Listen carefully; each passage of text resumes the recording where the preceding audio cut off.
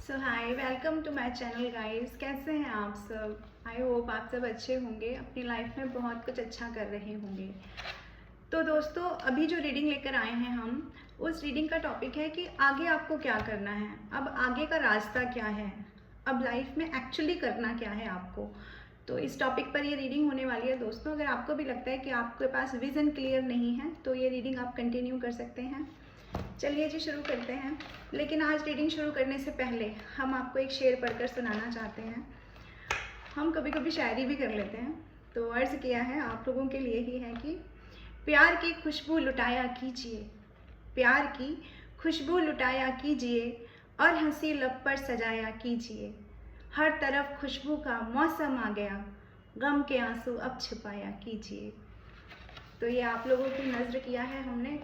चलिए जी, देख लेते हैं अब आप लोगों को आगे क्या करना है, क्या है आप लोगों के रास्ते। डिवाइन प्लीज़ हमें गाइड करें, प्लीज़ हमें बताएं। आज ऐसी एक शरारत करने का मन किया तो शेर पढ़ दिया, माफ़ी चाहते हैं। चलिए जी, शुरू करते हैं। डिवाइन प्लीज़ हमें बताएं, प्लीज़ हमें गाइड करें। मेरे व्यूअर्स की तरफ क्या आ रहा है और किस एनर्जी में बने रहने की ज़रूरत है, आगे का विज़न क्लियर करें। डिवाइन प्लीज़ हमें बताएं। ओके, आपको कहा जा रहा है दूसरों की मदद करने के लिए, दूसरों की मदद करने के लिए, ऐसे लोगों की मदद करनी है जो सच में मदद के और जिनको मदद की ज़रूरत है, जो डिज़र्व करते हैं आपकी हेल्प। ऐसे लोगों की मदद नहीं करनी जो फेक सिनेरियो क्रिएट कर रहे हैं आपके सामने। तो ऐसे लोग जो आपको रास्ते पर मिलते हैं, जो गरीब हैं, जो सच में जिनको कपड़ों की, फूड की, इस तरह की चीज़ों की ज़रूरत है, छोटे बच्चे जो गरीब घरों के होते हैं उनको शिक्षा की ज़रूरत है, तो आप उनको पढ़ा सकते हैं फ्री ऑफ कॉस्ट। और ये सर्विस देने की बात हो रही है, ठीक है। आपको किसी को एसेट नहीं देना है, एसेट देने से बचिए, क्योंकि एसेट देने में क्या है ना, फेक सिनेरियो क्रिएट करते हैं सामने वाले। लेकिन यदि आप किसी को सर्विस देंगे, आप किसी को शिक्षा देंगे, इस तरह की सर्विस अगर आप किसी को देंगे तो वो ज़ाया नहीं जाएगी, वो सामने वाले के फ्यूचर में कहीं ना कहीं उसके काम आने जा रही है। तो अपनी सर्विस दीजिए। आप गुरुद्वारे में भी आप जाकर लंगर जो बनता है उसमें भी आप अपनी सर्विस ऐड ऑन कर सकते हैं। मतलब आप हर तरह से, जिस तरह से भी हो पाए। कई लोगों को मैंने देखा है कि मंदिर में जाते हैं, मंदिर को साफ सुथरा रखते हैं, तो वो भी एक सर्विस ही है एक तरह से। यानी ऐसी सेवा करिए जो निस्वार्थ हो। जानवरों को खाना खिलाइए, वो निस्वार्थ सेवा होती है। उसके बदले में ना कोई हमारा नाम गुणगान करेगा और ना हम अपेक्षा रखेंगे कि जानवर कहीं जाएं और बताएं कि हमने उन्हें खाना खिलाया था। तो इस तरह की सेवा आपको करनी है दोस्तों। ये आपकी तरफ आ रहा है। फेक सिनेरियो क्रिएट करने वाले लोगों से बचना है, अपनी सर्विस वहां जाके नहीं दे देना है। दूसरी चीज़ कि आपको ये भी कहा जा रहा है कि जब आप ये सर्विस करेंगे तो आपके सामने एक ऐसा समय भी आएगा जब आपको ये डिसाइड करना मुश्किल हो जाएगा, क्या ये मुझे करना चाहिए या नहीं। कई बार ऐसा होता है ना कि हम लोगों की मदद करने निकलते हैं और मदद करने में इतने भाव विभोर हो जाते हैं कि हम ये भूल जाते हैं कि वो बारीक सी जो लकीर है, जहाँ मैं ये कह रही हूँ ना फेक सिनेरियो क्रिएट करने वाले, तब आपको बोला जा रहा है कि अपने इंटेंशंस को आपको फॉलो करना है। जो आपके इंटेंशंस आपको गाइड करते हैं उस टाइम पे ये करना है। तो सर्विस करना बहुत ज़रूरी है आपके लिए, आपके कर्मा क्लींजिंग के लिए भी बहुत ज़रूरी है ये चीज़। ओके, और डिवाइन बताएं ये सर्विस का कार्ड यहाँ पर क्यों आया है। देखो, लाइफ में ना बहुत सारी चीज़ें ऐसी हुई हैं आपके साथ जो नहीं होनी चाहिए थी, तो उससे क्या है ना, दिल में एक जख्म बन गया है। अब जिन लोगों ने धोखा दिया, जिन लोगों ने परेशान किया, जिन लोगों ने कहीं ना कहीं अकेला छोड़ दिया, अकेला कर दिया, पीठ में खंजर भोंक दिया, दोस्त बन के दुश्मन वाला काम किया है, तो ऐसे लोगों के लिए ना, जब ऐसे लोग हमारी ज़िंदगी में आते हैं तो होता क्या है कि हमारी जो प्योर सोल है, जो हमारी प्योरिटी होती है, उसे कहीं ना कहीं वो लोग धूमिल कर देते हैं, उसे कहीं ना कहीं वो लोग जख्मी कर देते हैं। तो आपको अपनी हीलिंग के लिए ये सर्विस करने के लिए कहा जा रहा है। इससे आपकी आत्मा हील होगी, इससे आपका ऑरा क्लींस होगा, इससे आप ग्राउंडेड हो पाएंगे। सर्विस हमेशा इसलिए नहीं होती कि हमारे कर्मा ही क्लींस हों, वो इसलिए भी होती है कि हमें ग्राउंडेड रखती है, हमें जोड़े रखती है लोगों से। हम लोगों को आवश्यकता विहीन देखते हैं, हम देखते हैं उनकी आवश्यकता पूरी नहीं हो रही है ना, उनके पास एसेट्स नहीं है, एसेटलेस लोग जो होते हैं, जब हम उनके पास आते हैं, उनके नज़दीक जाते हैं, जब हमें पता चलता है कि ज़िंदगी की जो मेन ज़रूरतें हैं वो भी लोगों को मुहैया नहीं हो रही हैं, तब हमें ज़िंदगी का एक अलग ही एक अलग ही नज़रिया पता चलता है या ज़िंदगी की सच्चाई पता चलती है, तो ग्राउंडेड करती हैं। सच क्या करता है, हमें ग्राउंड से जोड़ता है, हमें ग्राउंडेड करता है। बड़ी बड़ी इमारतें, डेली मॉल जाना, बड़े लोगों के बीच में बैठना, अच्छे कपड़े खरीदना, ये सब चीज़ें क्या है, ये सब बाहरी आडंबर है जो हमें जिंदगी की सच्चाई से कभी रूबरू नहीं होने देता। तो जो सर्विस है, यानी कि इस तरह की, जिस तरह से मैंने आपको बताया कि लोगों के लिए आपको करनी है निस्वार्थ सेवा, तो ये निस्वार्थ सेवा, जब लोगों की आवश्यकताओं को आप देखेंगे ना कि लोग कितने नीडी हैं, तो आपको ये समझ में आएगा कि आप कितने खुशनसीब हैं कि आपका हाथ हमेशा देने में ही आगे रह रहा है।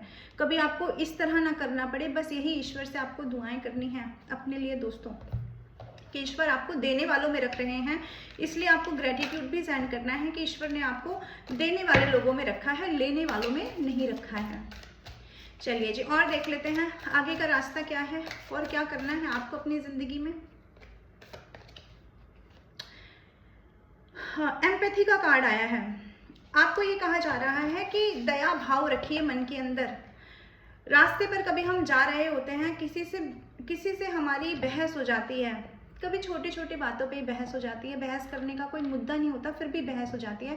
तो यहाँ डिवाइन आपसे कह रहे हैं कि सिक्के के दोनों पहलुओं को देखना है। अगर आप किसी थर्ड पर्सन को भी लड़ते हुए देख रहे हैं, दो लोगों को भी लड़ते हुए देख रहे हैं ना, तो आपको उसका मज़ा नहीं लेना है, या आपको एक तरह से नहीं सोचना है। आपको हर किसी सिचुएशन में, चाहे आपके साथ किसी ने बुरा किया, जो लोग पास्ट में बुरा करके चले गए, ये उनके लिए भी है, या जिन लोगों से आपको उम्मीद थी कि आपकी तरफ अपना ऑफर लेकर आएंगे, उन्होंने आपकी तरफ ऑफर न लाकर किन्हीं दूसरों की तरफ अपना ऑफर लेकर जो लोग चले गए हैं, जो लोगों ने आपके ऊपर किसी और को प्रायोरिटी दी है, किसी और को चुन लिया है, ये उन सभी लोगों के बारे में बात की जा रही है। ये ओवरऑल बात की जा रही है कि सिचुएशन का दूसरा पक्ष भी सोचिए, दया भाव रखिए मन के अंदर। नहीं जानते आप लोग कि इन लोगों की क्या मनोदशा है, नहीं जानते आप लोग इनकी आत्मा के संस्कार क्या हैं, नहीं जानते आप लोग कि इनकी आध्यात्मिक जर्नी क्या है, नहीं जानते आप लोग कि आध्यात्मिक जर्नी में हैं भी या नहीं। तो ऐसे लोग जो आपसे किसी भी दर्जा ऊपर नहीं हैं, यानी कि आपसे सोच में भी बहुत पीछे हैं और इनकी आत्मा की यात्रा भी कहीं पीछे भटक रही है, तो ऐसे लोगों के लिए दया भाव रखिए। ईश्वर आपसे ये कह रहे हैं, क्योंकि ईश्वर तो आपकी तरफ आ रहे हैं ये कप लेकर के, ईश्वर तो आपकी तरफ इस कप में बहुत सारी चीज़ें लेकर आ रहे हैं, लेकिन आपको अगर दया भाव रखेंगे तो ही आप ईश्वर के इस कप को, जिसमें प्रेम है, सद्भाव है, जिसमें आत्मा की तृप्ति है, ये सारी चीज़ें जब ईश्वर लेकर आ रहे हैं ना आपकी तरफ, तो ये ईश्वर का रुका हुआ घोड़ा आपकी तरफ बढ़ेगा। जब आपके अंदर ईश्वर को नजर आएगी, वो एम्पैथी लोगों के लिए, वो दया भाव लोगों के लिए, वो निस्वार्थ सेवा लोगों के लिए।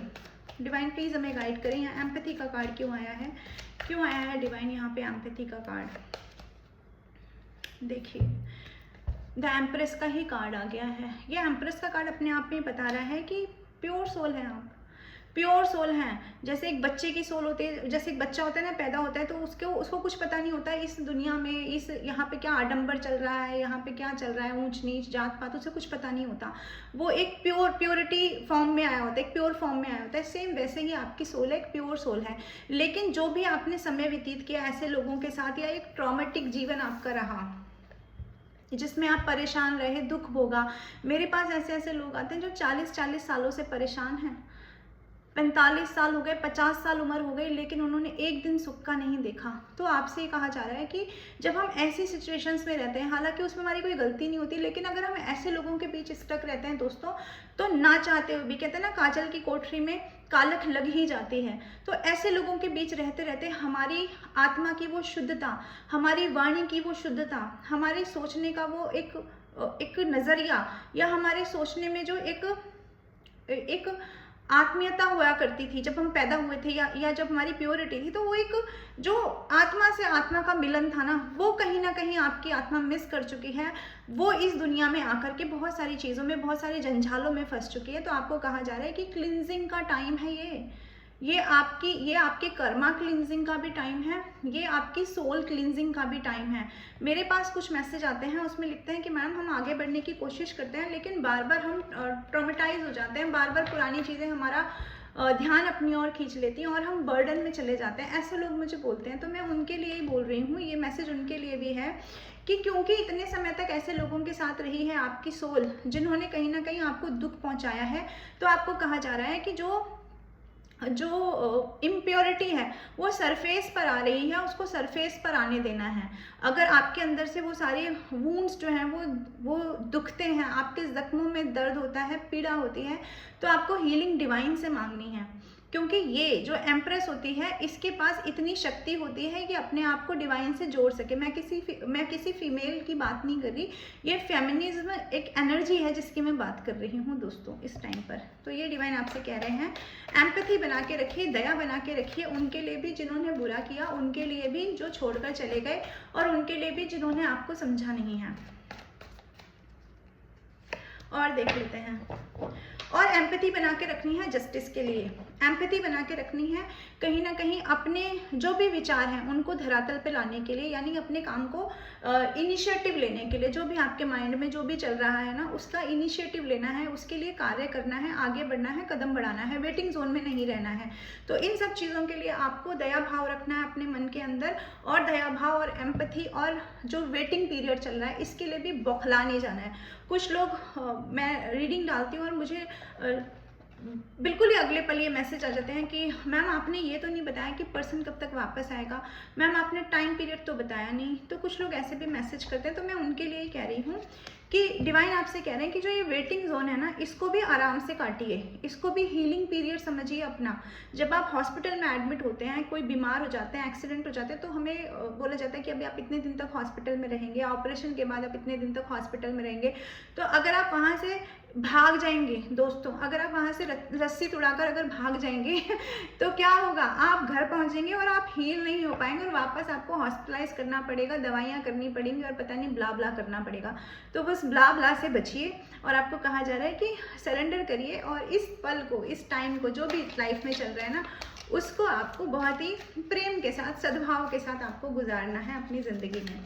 और देख लेते हैं डिवाइन और आगे का रास्ता क्या कह रहा है। I accept that challenges are the best way to learn।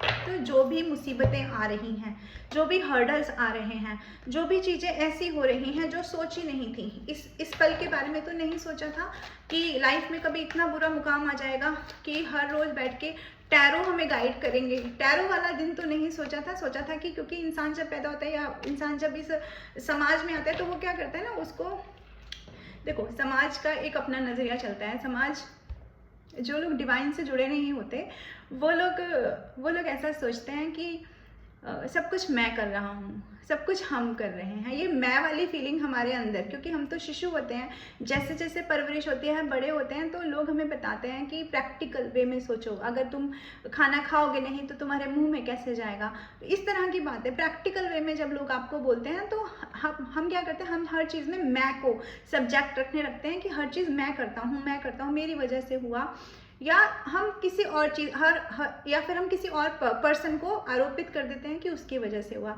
हमें ये सोचने का एक्चुअली मौका ही नहीं दिया जाता हमारे इस पूरे जीवन काल में, इस पूरी परवरिश में, कि जो हो रहा है वो ईश्वर की इच्छा से हो रहा है, जो हो रहा है वो ऑलरेडी कहीं ना कहीं रिटर्न है, ये तो होना ही था। तो आपको यही कहा जा रहा है कि जो आपकी ज़िंदगी में हर्डल्स आए हैं, जो मुसीबतें आई हैं, वो आपको इसीलिए ये बताने के लिए, ये समझाने के लिए आई हैं कि डिवाइन के ऊपर आपको सरेंडर करना है। मेरे दिमाग में एक बात आ गई, मैं आप लोगों से उस चीज़ को शेयर कर देती हूँ। आज मेरे पास एक ऐसे किसी ने मैसेज किया कि आई थिंक उसके सामने मेरा वीडियो आया होगा या फिर टैरो का रीडिंग शायद फर्स्ट टाइम आई होगी। तो उस पर्सन ने आईडी पर कमेंट कर रखा था कि ये तांत्रिक है या जादूगर। तो मुझे वही चीज़ बार बार याद आ रही थी, अभी मैं पढ़ रही थी इसको ना, तो मैं आपको वही बताना चाह रही हूँ कि जब हमें पता नहीं होता, क्योंकि उनकी गलती नहीं है जिन्होंने कमेंट किया। होता क्या है कि जैसे हम समाज में आते हैं, हम पैदा होते हैं, हमारी परवरिश होती है, हम अपनी बाल्यावस्था में पहुँचते हैं और उसके बाद एडल्ट हो जाते हैं और उसके बाद वृद्धावस्था तक पहुँचते हैं, तो भी ये विडम्बना की बात है दोस्तों कि हमें हमारे लाइफ में कभी हमारा साक्षात्कार नहीं होता ईश्वर से। जिनका साक्षात्कार ईश्वर से नहीं होता है तो वो कभी भी समझ नहीं पाते हैं ईश्वर की लीला को। तो आपको ईश्वर की लीला समझने को मिली है। ये कार्ड दिखाता है कि पूरी तरह से आप ईश्वर की लीला को समझ चुके हैं, उसको सरेंडर कर चुके हैं दोस्तों। तो यही आपसे कहा जा रहा है, जो हर्डल्स आ रहे हैं वो आपको सिखाने के लिए आ रहे हैं, वो आपको समझाने के लिए आ रहे हैं, इसलिए हर्डल से अपना मुँह नहीं मोड़ना है आपको। चलिए जी और देख लेते हैं। और ये एडवर्सिटी का कार्ड यहाँ क्यों आया है, जस्टिस। मैंने कहा ना, पहले भी मैंने कहा था कि जस्टिस आ रहा है आपकी तरफ, जस्टिस आ रहा है उन चीज़ों की तरफ से जिन चीज़ों में आपको सबसे ज़्यादा प्रॉब्लम फेस करनी पड़ी। मुझे यहाँ बार बार ये इंट्यूटिवली लग रहा है कि लोग ऐसे हैं मेरे आईडी पर, या ऐसे लोग आएंगे जिनको अपना जीवन एक बोझ की तरह लग रहा है, जो समझ नहीं पा रहे कि ये कैसा जस्टिस हो रहा है। दिन पर दिन हम अकेले होते जा रहे हैं, दिन पर दिन हमारी ज़िंदगी हमें एकांकी जीवन जीने के लिए मजबूर करती जा रही है। तो डिवाइन आपसे कह रहे हैं कि जस्टिस आपके साथ हो रहा है। अगर लोगों को आपको छोड़ना पड़ रहा है, या आपको सिचुएशन को छोड़ना पड़ रहा है, या फिर सिचुएशन आपसे कह रही है कि सरेंडर कर दो, आप कुछ नहीं कर सकते, इसका सीधा सीधा अर्थ यहाँ पर यही है कि जस्टिस आपके साथ होने जा रहा है, यानी सारी सिचुएशन को कंट्रोल करने जा रहे हैं खुद डिवाइन। ये आपसे कहा जा रहा है यहाँ पर। और देखते हैं guilt. Okay, I release any belief that no longer assist in my soul's growth. Guilt का कार्ड आ गया है। अगर हम एक बार ये समझने लग जाएं, अगर हम एक बार ये समझ लें ढंग से, या हमें ये इस चीज को हमें अंदाजा लग जाए कि जो हो रहा है वो ईश्वर कर रहे हैं, तब ये जो गिल्ट होता है ना कि मैंने उस पर्सन को अप्रोच क्यों किया, मैंने वो करियर ऑप्ट क्यों किया, मैंने ये सिचुएशन में ये डिसीजन क्यों लिया, तो ये सारे गिल्ट के विषय क्या होते हैं, यही होता है ना कि मेरा लॉस हो गया। गिल्ट मतलब लॉस, गिल्ट मतलब कहीं ना कहीं मैंने अपमानित महसूस किया, कहीं ना कहीं लोगों ने मुझे समझा नहीं, इसलिए तो गिल्ट आता है। ये दोष वाली फीलिंग क्यों आती है? दोष वाली फीलिंग इसलिए आती है क्योंकि हमें लगता है कि हमने किया। जब आप ये चीज़ समझ जाएंगे, इस चीज़ को समझिए, जब आप ये समझ जाएंगे कि हर चीज़ डिवाइन कर रहे हैं, हर चीज़ डिवाइन की इच्छा से हो रही है, तो ना आप खुशी में ज़्यादा उछलेंगे, ना दुख में आप ज़्यादा रोएंगे, क्योंकि दोनों ही चीज़ों को आप डिवाइन पे सरेंडर करने लग जाएंगे। आपको समझ में आ जाएगा कि सारी लीलाधर चल रहे हैं हमारे, कृष्ण कन्हैया चल रहे हैं हमारे, हम नहीं, हम कुछ भी नहीं है, एक्चुअली हम कुछ भी नहीं कर रहे हैं। तो ये गिल्ट की इस फॉर्म से आप बाहर आ जाएंगे, जिस गिल्ट में आप में से कुछ लोग हैं जो रात में सोते नहीं हैं, कुछ लोग हैं जिनके मेडिसिन चल रही हैं, कुछ लोग ऐसे हैं जो रोते हैं, एक तरफ देखते हैं तो शून्य में ही खो जाते हैं, कुछ लोग सिर्फ चुपचाप खामोश हो गए हैं, जिंदगी से उन्होंने खामोशी ले ली है। बाकी सारी चीज़ें, बोलने वाले लोग थे बहुत ज़्यादा, जो लोगों को समझते थे, बोलते थे, बताते थे, इमोशनल थे, सब ने खामोशी इख्तियार कर ली है। ऐसे भी लोग इस आईडी पर आएंगे। तो आपसे कहा जा रहा है कि कमेंट से बाहर, आप इस गिल्ट से बाहर निकलिए दोस्तों। मैं भी विचलित हो गई आप लोगों की एनर्जी से। चलिए और देखते हैं गिल्ट का कार्ड यहाँ क्यों आया। डिवाइन प्लीज़ गाइड करिए, प्लीज़ बताइए। बहुत कुछ पाना चाहा था, बहुत कुछ सोचा था, बहुत बड़े सपने थे, और ये कहूँ कि कुछ लोगों के तो बहुत बड़े सपने थे पैसों को लेकर, स्टेबिलिटी को लेकर, और कुछ लोगों के सपने ये थे कि अपनी ज़िंदगी को एक ऐसे मुकाम पे पहुंचाएंगे जहां पर हमें सेटिस्फेक्शन मिलेगा। कुछ लोगों के सपने बहुत बड़े नहीं थे, कुछ लोगों के सपने बहुत छोटे थे, लेकिन बहुत इंटेंसिटी के साथ उन्होंने सपने देखे थे, दिल की गहराइयों के साथ सपने देखे थे। सपने तो वही थे जो अमूमन सभी देखते हैं, लेकिन औरों के पूरे हो गए, आपके पूरे नहीं हुए। तो ये एक गिल्ट आता है मन में कि सबके साथ अच्छा हो गया, सबके साथ वो नॉर्मल सी चीज़ें जो सबको बस यूं ही मिल जाती हैं, मुझे तो इतना चाहने, इतना करने के बावजूद नहीं मिली। तो ये वाली फीलिंग जो आपके अंदर आ रही है ना, तो दोस्तों डिवाइन आपसे कह रहे हैं कि इस गिल्ट से बाहर निकलना है। और जिन लोगों के सपने ये थे कि स्टेबिलिटी नहीं हुई, हम स्टेबल नहीं हो पाए, लोग हमारा मजाक उड़ाते हैं, हमारे भाई बहन सक्सेसफुल हो गए, हमारे पड़ोसी, दोस्त, हमारे नेबर सब सक्सेसफुल हो गए, मेरे एज के और दोस्त जो हैं वो अपनी लाइफ में कहीं ना कहीं कुछ ना कुछ मुकाम हासिल करे बैठे हैं, लेकिन मैं जो उनसे एक्सपीरियंस में बहुत ज़्यादा था, मैं जिसके अंदर दिमाग बहुत ज़्यादा था, मैं इतनी स्टक सिचुएशन में फंस गया, इतनी ब्लैक नेगेटिविटी में फंस गया, मैं अपने रिश्तों में इतना जंजाल में फंस गया कि मैं कुछ नहीं कर पाया। तो ये मैं की फीलिंग को बाहर निकालना है, इस चीज़ को भी डिवाइन पे सरेंडर करना है कि आपकी जर्नी डिवाइन जर्नी है, आपकी जर्नी स्पिरिचुअल जर्नी है। और जब स्पिरिचुअलिटी लाइफ में आती है तो वो हमें ऐसे ही जगहों पे, ऐसे स्थानों पे धक्का देती है, धोखा दिलवाती है, तभी तो हम डिवाइन की तरफ मुड़ते हैं ना दोस्तों। ये आपसे यहाँ पर कहा जा रहा है ईश्वर के माध्यम से। और देख लेते हैं, एक कार्ड आया है, वो कार्ड कहता है I know that I can do whatever I set my mind to. यही आपको मैजिशियन, यही मैजिशियन का कार्ड का ही एक तरह से दूसरा रूप ये दिखाता है कि आपके अंदर वो सारी क्षमताएं हैं कि आप जो सोचते हैं, आपके मन में जो चीज़ें हैं वो आप कर सकते हैं। लेकिन ये सारी जर्नी, ये सारा जो घुमाव हुआ, ये सारा जो पलड़े घूमे आपकी ज़िंदगी में ना, इन्होंने आपको स्टक करके रख दिया। इसका मतलब ये नहीं है कि आप निर्णयकर्ता की भूमिका में नहीं हैं, ये बिल्कुल नहीं है। आप अभी भी जज हैं अपनी भूमिका में, आप अभी भी अपनी लाइफ के जज ही हैं। आप अभी भी वही डिसीजन ले सकते हैं जो आप पहले ले सकते थे। ये डिवाइन आपसे कह रहे हैं कि आपके अंदर वो सारी शक्ति अभी भी है। हालांकि आपकी एज कुछ भी हो, आप मैरिड होते हो, आपके बच्चे होते हो, कुछ भी एज हो गई हो आपकी, ये कार्ड दिखाता है एक मैच्योर इंसान को। तो मैच्योरिटी आपके अंदर आ गई है, नो मैटर लेट हो गया, नो मैटर, लेकिन अभी भी आपके अंदर वो सारे गुण हैं कि आप अपनी ज़िंदगी में वो सारी चीज़ें ला सकते हैं अपनी ज़िंदगी में जो आप अभी तक नहीं ला पाए हैं, जिसकी वजह से आप बार बार गिल्ट में चले जाते हैं। यस, और निकाल लेते हैं कार्ड और डिफाइन कर लेते हैं। डिवाइन प्लीज़ हमें बताएं, प्लीज़ हमें गाइड करें। मैंने कहा ना, गिल्ट में, लॉस में चले जाते हैं। किसी का फाइनेंशियल लॉस हो चुका है बहुत ज़्यादा। किसी ने सोचा था अपनी ज़िंदगी में कि एक रुतबा कमाएंगे, एक नेम फेम कमाएंगे, लोगों के लिए बहुत किया, सबके लिए किया, लेकिन जब आपकी ज़रूरत पड़ी तो लोगों ने आपको ठेंगा दिखा दिया। ऐसे वाला फीलिंग आपके अंदर बार बार आती है कि मैंने क्यों गलत डिसीज़न लिए, मैंने क्यों गलत निर्णय लिए अपनी लाइफ में, या फिर मैंने प्रैक्टिकलिटी के साथ में निर्णय क्यों नहीं लिए। ये भी हो सकता है। आप लोग सोचते हैं काश मैं प्रैक्टिकल रहा होता। तो अब आप क्या है ना, बहुत ज़्यादा गुस्से में रहने लगे हैं। अब जहाँ पर इमोशंस की ज़रूरत है वहाँ पर भी प्रैक्टिकल होने लगे हैं। तो डिवाइन आपसे कहते हैं कि इतना गुस्सा करने की ज़रूरत नहीं है, गुस्से के साथ ज़िंदगी में आगे नहीं बढ़ना, तार्किक हो जाना है आपको ज़िंदगी में। अपने प्रैक्टिकलिटी के साथ तो आगे बढ़ना है, लेकिन गुस्सा नहीं रखना है किसी के लिए, ज़बान खराब नहीं करनी है, अननेसेसरली लोगों को परेशान नहीं करना है। खामोश रहिए, ठीक है। एक खामोशी होती है, एक होती है शांति। तो शांति बनाए रखिए, ठीक है। खामोश रहिए, शांति बनाए रखिए, लेकिन उस चीज़ में अपने आप को कहीं ना कहीं तड़पाने की, अपने आप को कहीं ना कहीं घोट देने की कोशिश नहीं करनी है, क्योंकि जो भी कुछ हुआ है वो डिवाइन की इच्छा से हुआ है। और यही डिवाइन आपसे कह रहे हैं। मैं एक कार्ड और ले लेती हूँ। डिवाइन प्लीज़ हमें बताएं आगे की जर्नी में क्या होने वाला है, मेरे व्यूअर्स की आगे की जर्नी क्या है। Peace, I am a being of love and I release all negative energy. जो बात मैंने पूरी रीडिंग में बोली है वही बात ये कार्ड अब आपसे आखिर में बोल रहा है। सारी नेगेटिविटी रिलीज कर दो, गुस्सा रिलीज कर दो। किसी के लिए गुस्सा नहीं रखना। किसी ने अगर फाइनेंशियली हेल्प नहीं की है तो उसके लिए भी गुस्सा मत रखो। अगर किसी ने प्यार में धोखा दिया है उसके लिए भी गुस्सा त्याग दो।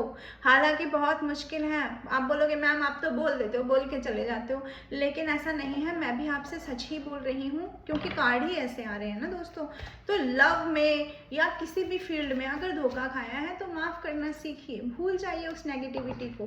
कार्ड फिर आ गया, कार्ड दिखा रहा है कि मूव ऑन किया है किसी ने आपसे या आपने सिचुएशन से, तो भाई इस चीज़ को भी रिलीज कर दो, क्योंकि आप हो, आपका अस्तित्व है तो ही तो आपकी पकड़ है ना अपनी ज़िंदगी पर। यदि आपका अस्तित्व ही नहीं है तो क्या कर लेंगे आप?